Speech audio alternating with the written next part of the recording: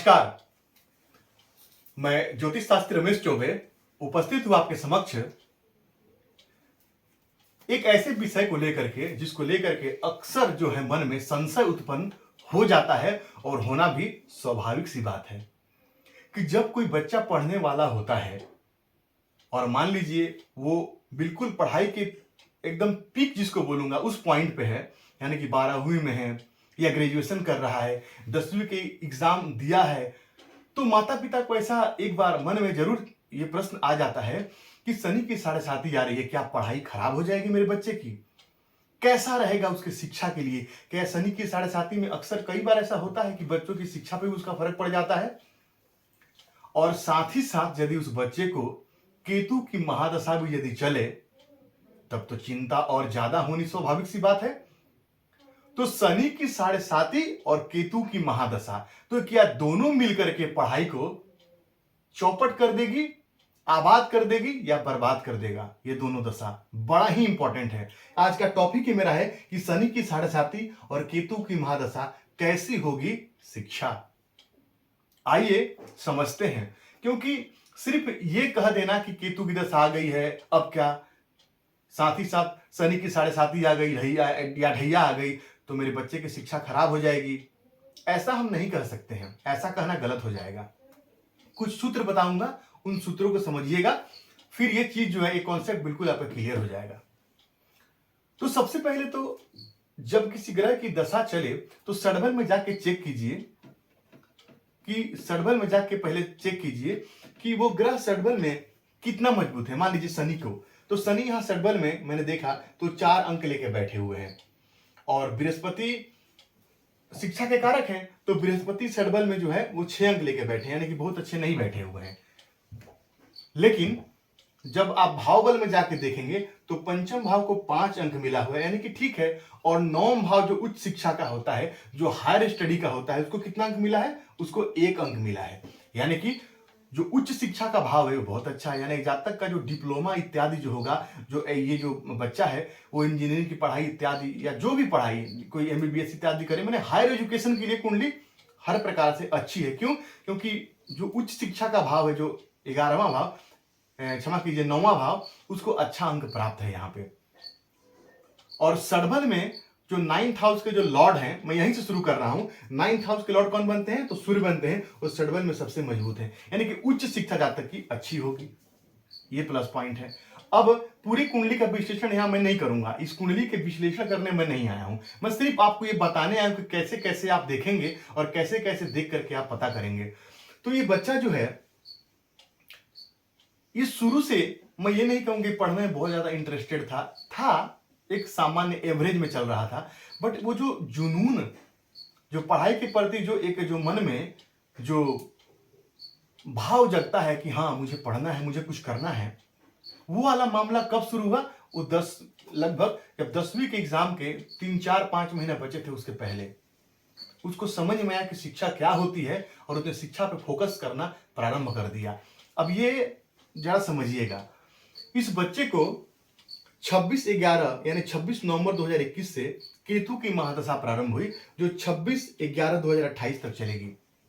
अब इस बच्चे ने 10वीं का एग्जाम इसका आने वाला था। कब? 10वीं का एग्जाम इसका इसी वर्ष मार्च में होने वाला था, फरवरी मार्च में, और इसको नवंबर में ये दशा प्रारंभ हुई और जनवरी में 2023 में इसको शनि की साढ़े साती भी लग गई, क्योंकि ये मीन राशि का है। अब जैसे केतु की दशा इसको लगी तो मैंने इस बच्चे को एक रुद्राक्ष पहनाया। किसके लिए? केतु के लिए। मैंने केतु के लिए रुद्राक्ष पहनाया।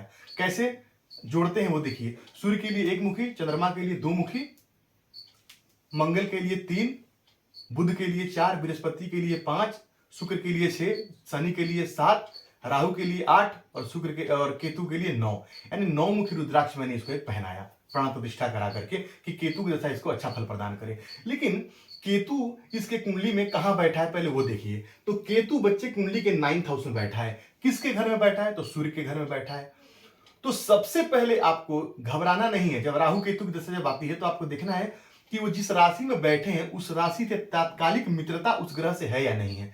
तो सूर्य की राशि में बैठे हैं और सूर्य से मैंने बताया कि ग्रह जहां बैठता है वहां से 3 घर पीछे और 3 घर आगे यदि उस घर का स्वामी यदि बैठा हो तो तात्कालिक मित्रता होगी। तो सूर्य यहाँ से दूसरे घर में बैठे हैं तो तात्कालिक मित्रता में, यानी कि केतु का फल जो है जातक को अच्छा मिलेगा, इसमें कोई संदेह नहीं है। अब राहु केतु जो है वो कैसे फल देते हैं, तो जिस ग्रह के राशि में बैठे उसके जैसा रूप बनाते हैं। तो यहाँ पे किसके जैसा रूप बनाएंगे, सूर्य के जैसा रूप बनाएंगे। और सूर्य षडबल में मजबूत होकर बैठे हैं, एक अंश प्राप्त करके बैठे हैं, तो सूर्य के समान फल देंगे। तो जातक को पद प्रतिष्ठा और मान सम्मान भी दिलाएंगे। तो उस दौरान इस बच्चे ने कई सारे गेम भी खेला और जा करके अपने स्कूल के माध्यम से खेला, गोल्ड मेडल भी लेके आया, यानी 2 बार ये गेम में जीता भी। कैसे, तो केतु जो है वो कैसा फल देंगे, तो वो सूर्य के समान फल देंगे। तो ये इसको इस बात से लाभ हुआ और इस बच्चे ने 2 बार जो है गेम में अच्छा भी किया। अब गेम में अच्छा क्यों किया जरा वो समझिए, क्योंकि बच्चे का मंगल कुंडली के पंचम भाव में बैठा है, रोचक महापुरुष योग बना के बैठा हुआ है। और केतु की दशा को देखने के पहले आपको यह देखना है कि मंगल कैसे हैं, क्योंकि कुजवत केतु, यानी कि मंगल का फलाफल यदि आपको करना है तो आपको यदि केतु का फलाफल आपको करना है तो मंगल को आपको देखना पड़ेगा। तो मंगल अपने मूल त्रिकोण राशि में कुंडली के पंचम यानी शिक्षा भाव में बैठे हैं। तो जैसे ही केतु की दशा आई तो केतु मंगल के समान फल देना प्रारंभ कर दिया और वहां से जातक की जो शिक्षा का जो पीक पॉइंट है वो प्रारंभ हो गया। कब से, नवंबर से, यानी कि मान लीजिए कि दिसंबर से। और इस बच्चे ने अच्छा किया और 10वीं में भी इस बच्चे ने अच्छा परसेंटेज इसका जो था अच्छा रहा, 87% लेके बच्चा आया था 10वीं में। अब इसको शनि की 7.5 लग गई। तो शनि की 7.5 लग गई तो मैंने हमेशा आपको बोला है कि ठीक है, शनि की 7.5 लगी, घबराने की आवश्यकता नहीं है। शनि देव इसके कुंडली के अष्टम भाव में बैठे हैं और शनि अष्टम में बैठ करके कारक होते हैं। अब मैंने आपको यह भी कहा है कि शनि की दृष्टियां जो हैं वो बहुत इंपॉर्टेंट होती हैं, बहुत मायने रखती हैं। तो शनि की तीसरी दृष्टि यहां पड़ेगी मित्र राशि में। मित्र दृष्टि यदि पड़े कर्म क्षेत्र पे पड़ेगी तो कर्म क्षेत्र में बहुत दिक्कत नहीं देगी। और 7वीं दृष्टि पड़ेगी अपने ही घर में, यानी कि किस पे, तो धन भाव पे। तो जातक को धन की कमी भी नहीं रहेगी। लेकिन हाँ, शनि यदि धनेश होकर कुंडली का अष्टम बढ़ जाए तो ऐसा जातक नौकरी ही करता है, तो ये नौकरी वाली ही कुंडली है। अब आगे मैं कुछ और बताता हूं आपको। अब यहां से 7, 8, 9 और 10, और 10वीं दृष्टि कहां पड़ी कुंडली के, शिक्षा भाव पे। अब समझिएगा थोड़ा इस विषय को लेकर के। इस बच्चे की कुंडली जब आई तो प्रश्न ये था कि क्या लेके पढ़ना चाहिए, क्या लेके शिक्षा यदि 10वीं के बाद करें तो अच्छा रहेगा। तो मंगल बैठे हैं और मंगल टेक्निकल एजुकेशन के कारक हैं, इंजीनियरिंग के कारक है मंगल, तो मंगल यहां बैठे हुए हैं। अच्छा, अब शनि की दृष्टि भी यहां पड़ती है और केतु की दशा जो चल रही है तो केतु भी अपनी 9वीं दृष्टि को इसी भाव पे डालते हैं दृष्टि। तो मैंने कहा था आपको कि पंचम भाव पे जितने ही पापी और क्रूर ग्रहों की यदि दृष्टि हो या बैठे हों तो ऐसा जातक टेक्निकल एजुकेशन करे तो बहुत अच्छा होता है। ऐसा जातक टेक्निकल एजुकेशन में बहुत अच्छा नाम कमाता है। तो ये प्लस पॉइंट हो गया। तो इस बच्चे ने PCM लेकर के पढ़ाई प्रारंभ किया और JEE की कोचिंग भी ये बच्चा ले रहा है, तो उस मामले में ठीक है। अब शनि का क्या शिक्षा पे, केतु का मैंने क्लियर कर दिया। केतु का कॉन्सेप्ट यहां पे आप समझ गए कि केतु मंगल के राशि में बैठा है, मंगल को देख रहा है, मंगल अपने स्वराशिगत बैठा है, ये सब प्लस पॉइंट है। और साथ ही साथ केतु का अच्छा फल प्राप्त करने के लिए 9 मुखी रुद्राक्ष प्राण प्रतिष्ठा करके और केतु के साथ ही मैंने पहना दिया था। और साथ ही मंगल पे चूंकि बहुत सारे पापा ग्रह की दृष्टि है तो चोट चपेट एक्सीडेंट का भी योग बनाता है, तो मंगल को भी यहाँ पे ठीक करना पड़ेगा। तो हमने मंगल के लिए मूंगा पहना दिया, मंगल को भी हमने ठीक कर दिया। तो ये दोनों चीजें जो है वो बैलेंस हो गई। अब एक स्टेप आगे बढ़ते हैं। अब शनि देव जो है इसकी मीन राशि है बच्चे की। तो राशि से कैसे चलेंगे, तो 12वें घर में चलेंगे। 12वें घर में चलेंगे। तो जब 12वें घर में जब शनि चलेंगे तो आपको यह नहीं भूलना है कि शनि अपने मूल त्रिकोण राशि में यानी कुंभ राशि में गोचर कर रहे हैं। तो ये खराब मैं नहीं कहूंगा, व्यय होगा। तो व्यय किस पे लागू होगा, ये भी जरा समझने की आवश्यकता है। जैसे हम कहेंगे अब एक 10वीं के बच्चे को, 11वीं के बच्चे को, जो बच्चा पढ़ रहा है उसको हम कहेंगे व्यय होगा, विदेश गमन होगा। हाँ ठीक है, विदेश इत्यादि में शिक्षा यदि उसका परिवार यदि उस प्रकार से समृद्ध है तो हो सकता है, लेकिन व्यय कहना यह गलत हो जाएगा। तो वहां 12वें भाव में बैठ के शनि खराब फल प्रदान नहीं करेंगे क्योंकि वो अपने ही राशि में बैठे हैं। फिर थोड़ा सा लग्न से भी देख लीजिए। तो लग्न से शनि कुंडली के 3रे भाव में गोचर करेंगे। उनका स्व राशि है, मूल त्रिकोण राशि है और पराक्रम भाव में बैठ के पराक्रम की वृद्धि भी कर देंगे। तो जातक के पराक्रम में वृद्धि होगी, जातक के लिए अच्छा है। अब जरा सा ये समझना है आपको कि ये भी देखिए कुंडली में कि शिक्षा के कारक कौन है। तो शिक्षा के कारक हम लोग बृहस्पति को मानते हैं, शिक्षा के कारक बृहस्पति होते हैं। तो शनि और बृहस्पति कैसे बैठे हैं? तो शनि कुंडली के अष्टम में बैठे हैं और वहां से बृहस्पति 1 2 3 4 5 वहां से पंचम बैठे हैं। और यदि यहां से आप जोड़ेंगे तो 1 2 3 4 5 6 7 8 9, यानी शनि और बृहस्पति में नवम पंचम का संबंध है। नवम पंचम दृष्टि जो है शनि की यहां पे है। और साथ ही साथ जो है यहां देखिएगा तो 1 2 3 4 5 6 7 8 और 9, यानी कि शिक्षा के कारक जो हैं बृहस्पति वो शनि पे दृष्टि भी डालते हैं। तो शनि अष्टम भाव में बैठे हैं, कोई दिक्कत नहीं है। आयु के कारक होते हैं, आयु की वृद्धि करेंगे। और चंद्रमा जो अष्टम पति है वो कुंडली के चौथे भाव में बैठा हुआ है।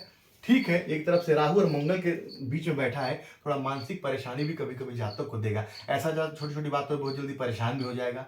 लेकिन वहां पे वो मीन राशि में बैठे हैं, बृहस्पति के राशि में बैठे हैं और बृहस्पति से दृष्ट होकर बैठे हैं। तो बृहस्पति और चंद्रमा का नवम पंचम का जो संबंध है ये कैसा योग है? गजकेसरी योग है, ये श्रेष्ठतम योग है, ये बढ़िया योग है जातक के लिए। और साथ ही साथ यहाँ पे चंद्रमा का अपना कर्क राशि होता है और चंद्रमा यहाँ दिग्बली होते हैं, तो परेशान होने की बहुत ज्यादा आवश्यकता यहाँ पे नहीं है। छोटी मोटी कभी कभी टेंशन आएगा, फ्रस्ट्रेशन कभी कभी बच्चा होगा, लेकिन वो फिर वो ठीक हो जाएगा, वो समझ जाएगा, लाइन पे आ जाएगा, क्योंकि देवगुरु बृहस्पति से चंद्रमा दृष्ट है। ये बहुत अच्छा है, ये बहुत बढ़िया है। तो राशि से बृहस्पति का 12वें गोचर करना कोई व्यय का मतलब ही नहीं बनता है, पढ़ने वाला बच्चा है। और लग्न से तीसरे भाव में यानी पराक्रम भाव में गोचर करना ये भी बढ़िया है। और तत्काल में यदि आप देखेंगे गोचर, यदि आप गोचर देखेंगे अभी प्रेजेंट का, तो चंद्र कुंडली से गोचर देखेंगे तो बृहस्पति कहां बैठे, तो शनि कहां बैठे? कुंडली के 12वें भाव में। तो यहां से आप देखेंगे तो 12 1 और बृहस्पति कहां बैठे? तो लग्न में ही बैठे हैं, क्षमा कीजिए, बृहस्पति जो है वो 1 नंबर की राशि में बैठे हैं, यानी कि कुंडली के तीसरे भाव में बैठे हैं। 12 1 यानी कि कुंडली के दूसरे भाव में बैठे हैं। और दूसरे भाव में बृहस्पति जो कारक होते हैं, बृहस्पति कारक होते हैं। और जब जाके आप अष्टक वर्ग चेक कीजिएगा जब जाके बच्चे का, तो यहाँ मेष राशि में बृहस्पति को 6 अंक प्राप्त है और 1 वर्ष तक बृहस्पति यहाँ पे रहेंगे। यानी कि शिक्षा को लेकर के बहुत ज्यादा परेशानी में नहीं कहूंगा। शनि की दृष्टि बृहस्पति पे पड़ती है, लेकिन फिर भी थोड़ा परेशानी हो सकती है, क्योंकि शनि की दृष्टि जब भी बृहस्पति पड़ती है, मैंने कहा है उदर जन्य यानी कि पेट की समस्या जातक को होती है, उदर जन्य समस्या थोड़ी बहुत रहेगी, पाचन इत्यादि की समस्या रहेगी। लेकिन शिक्षा के लिहाज से खराब नहीं है, क्योंकि शनि और बृहस्पति का जो मेल होता है वो धर्म कर्माधिपति योग के नाम से जाना जाता है, तो ये खराब मैं नहीं कहूंगा। अब इस बच्चे को, अब इसका जो शुक्र केतु है वो शुक्र के नक्षत्र में बैठा है, जरा ये भी समझिएगा। तो शुक्र के नक्षत्र में बैठा है, तो बच्चे को हम क्या कहेंगे कि टेक्निकल एजुकेशन लो और साथ ही सीएस पढ़ो, यानी कि कंप्यूटर साइंस की पढ़ाई करो, यदि पार्टिकुलर बात करेंगे, क्योंकि शुक्र जो है वो कंप्यूटर साइंस का कारक माना गया है। कंप्यूटर साइंस का जो एजुकेशन है वो शुक्र भी दिलाता है। और केतु शुक्र के नक्षत्र में बैठा हुआ है, और केतु के बाद में जातक को जो है जो दशाएं इत्यादि आएंगी वो भी इसके लिए जो है कारक तो नहीं होगी, लेकिन परेशानी वाली भी नहीं होगी, परेशानी भी नहीं होगी।